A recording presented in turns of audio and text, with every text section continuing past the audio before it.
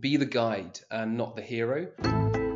This is That Marketing Podcast. Made by marketers for marketers. Welcome to another episode of That Marketing Podcast, brought to you by Spot the UK. In this episode, I'm chatting to sales trainer Mark Colgan. I ask him about the big things that have changed or not changed in sales since the pandemic, and the little things that you can do regularly to improve the sales and marketing relationship. I hope you enjoy, and as always, happy marketing.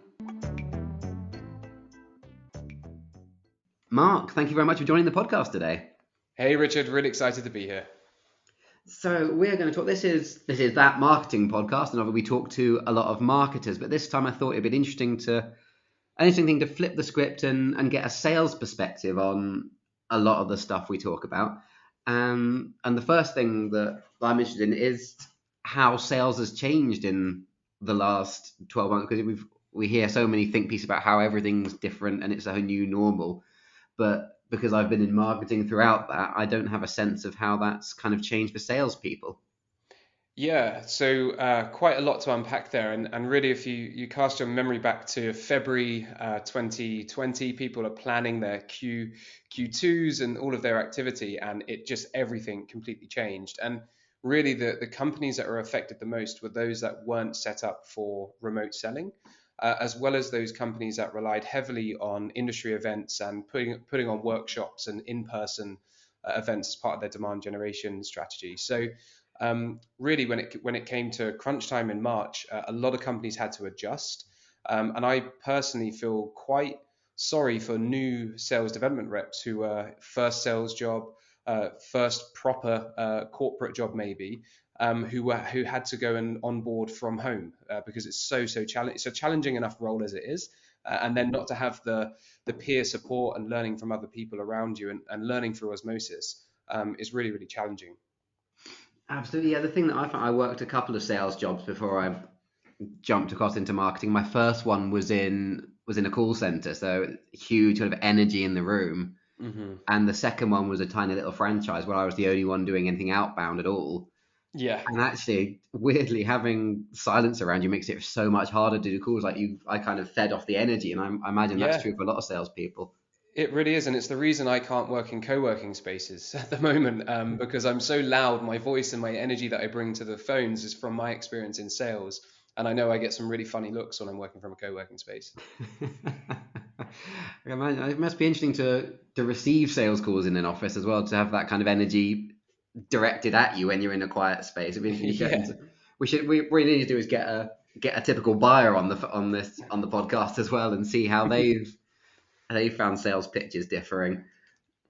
I mean, part of what I wonder for me is that if you set aside working from home, which is a bit of a big leap, I wonder, was COVID different than any other particular kind of economic downturn in how salespeople, once you get over that remote bit, is how people reacted to the economic implications of COVID different to how they reacted to previous economic downturns? Is there a different element to it, or is it actually from a sales perspective pretty much the same?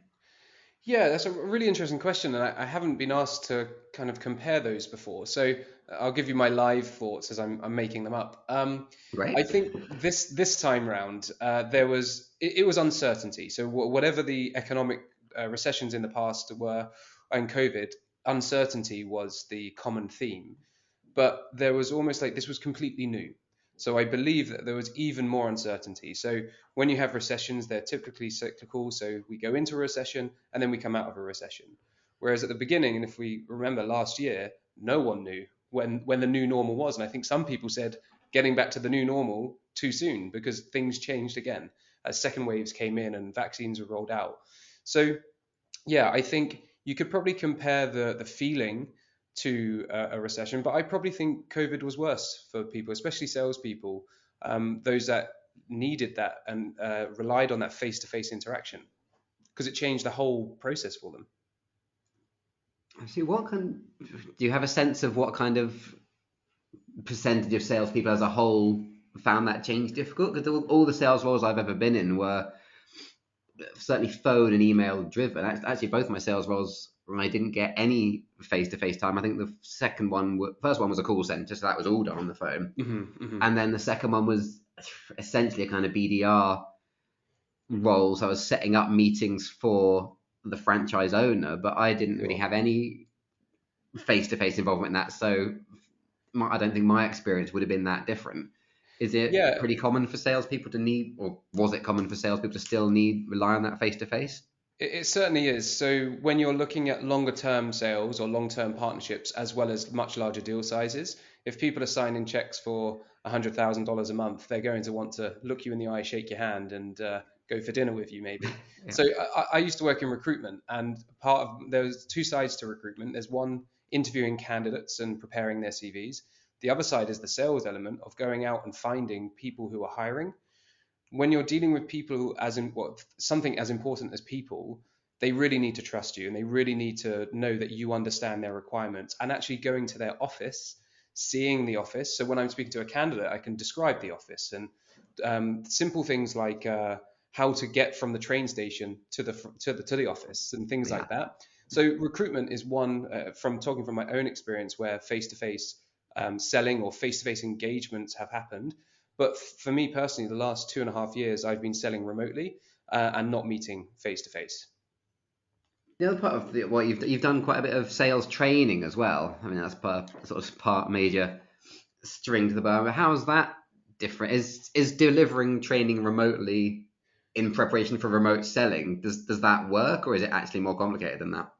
Yeah, so it is more complicated. A lot more thought needs to go into the engagement with the group, because what you don't want to do is speak to a camera for 60 minutes and not ask any questions. So the team, so I coach two courses for the Sales Impact Academy, and they've got course managers and they've got a learning and development expert in as well to really break out the just the monologue, so that there are quizzes, there are add things to the chat. We pick on people. We say, Richard, what are you doing for this at the moment?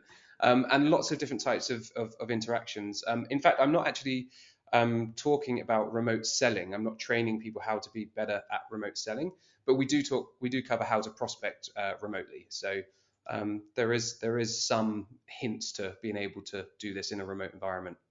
So have you noticed a difference in what kind of training people are asking for in the course over the last 18 months? So I presume that say that again.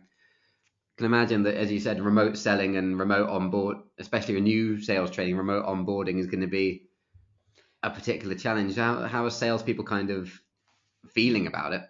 Yeah, so I think one of the biggest change that I noticed, and this kind of goes back to the first question as well, is that a lot of companies started to say on LinkedIn, and I found it quite funny, because they were saying we need more empathy in sales, be more empathetic in sales, because your prospects are all going through a turmoil at the moment.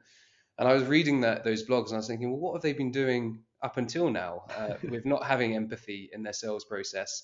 But that's really what the core focus is throughout the outbound prospecting course, is how to be the guide and not the hero, and make your customer the hero. And the understanding that the buyer's journey was already changing and has further changed now. And the reality is, I think the most latest stat from BCG is that 76% of the buyer's journey takes place by the buyer without speaking to a salesperson. So the questions we get is, I'm typically an SDR is an entry level role in an organization.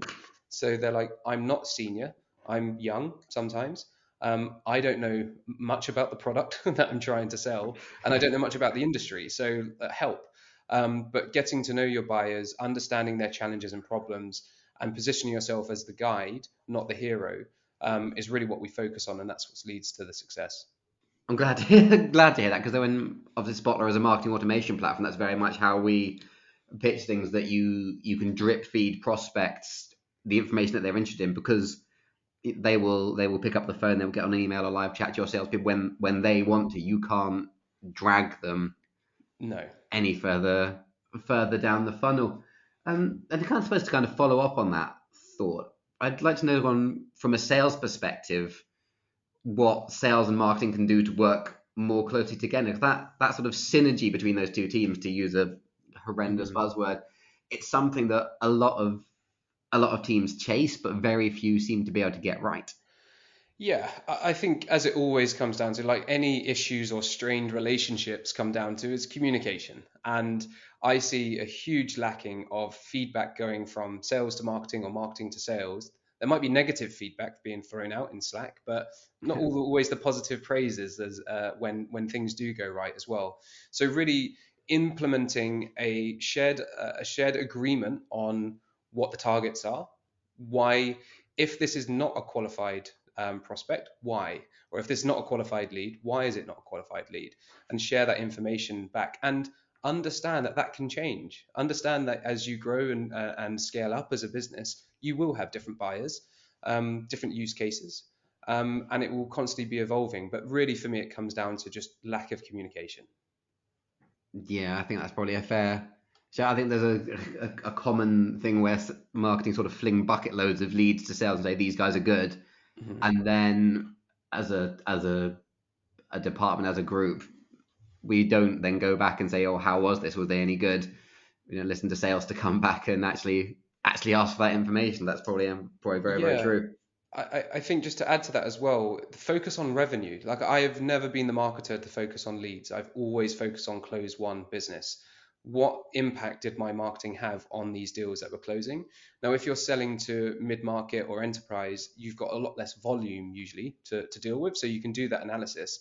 When you've got a much higher volume and it's a lower price point, you do have to rely on some of the data, but the data isn't always accurate, and especially if people can change the lead source or the opportunity source, things can change quite often. But you as a marketer are in control of your career and your job. If it means that you go and take a salesperson out for coffee and sit down with them and say, where did that lead come from, or where did that deal come from, where did that, I used to do this. I had 6 salespeople and I just used to harass them until they gave me the answer, and I'd push back on them as well. But I was really focused on revenue all and everything that I did from a marketing point of view, and that helped me get buy-in from the sales team.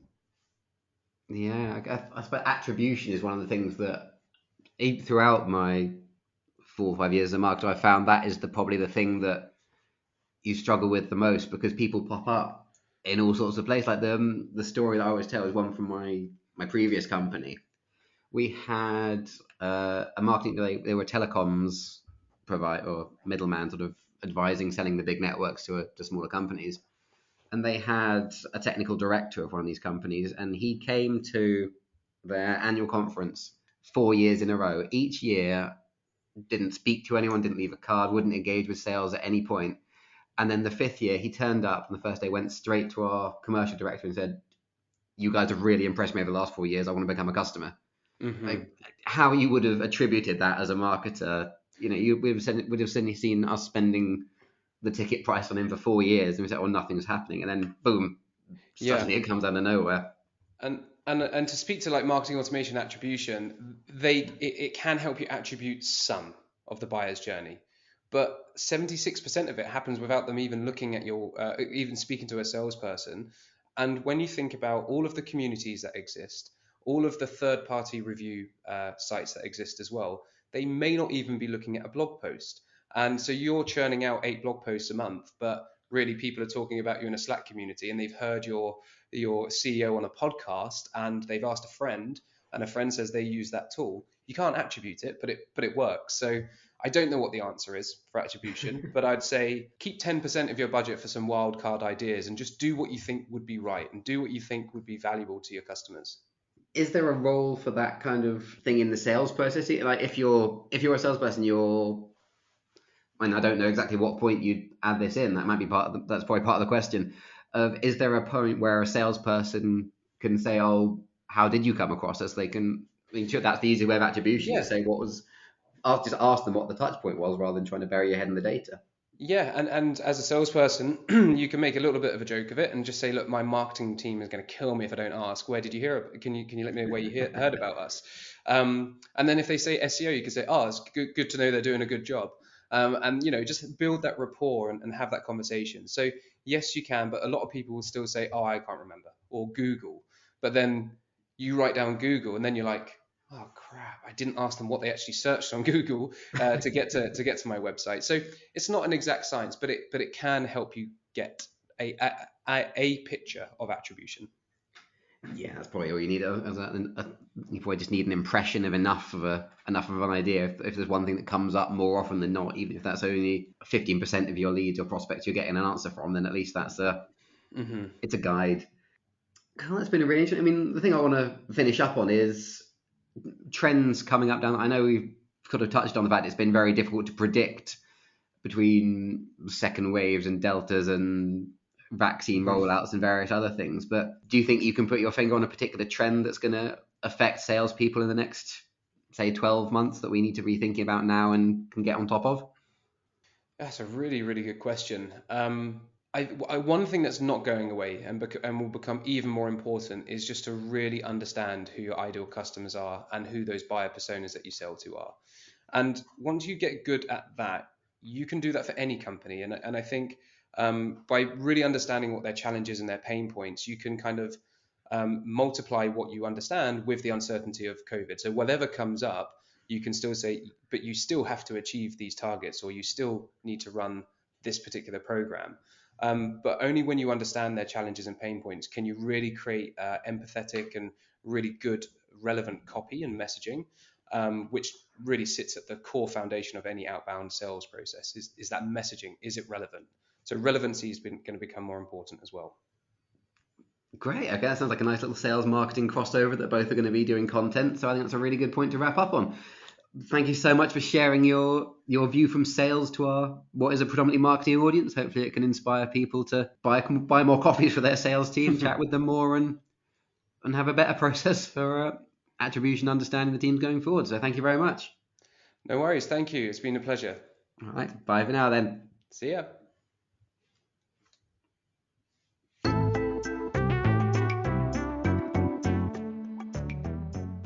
Thank you for joining us for another episode of That Marketing Podcast. You clearly have wonderful taste. We hope you found the content useful and enjoyed it. We'd love you to subscribe wherever it is you're listening to us. Maybe leave us a review. If you can think of a topic that you'd like us to cover, or even if you fancy coming on the podcast and sharing your own experience on a particular topic, you can reach us at marketingteam@spotler.co.uk. Thanks once again, and happy marketing.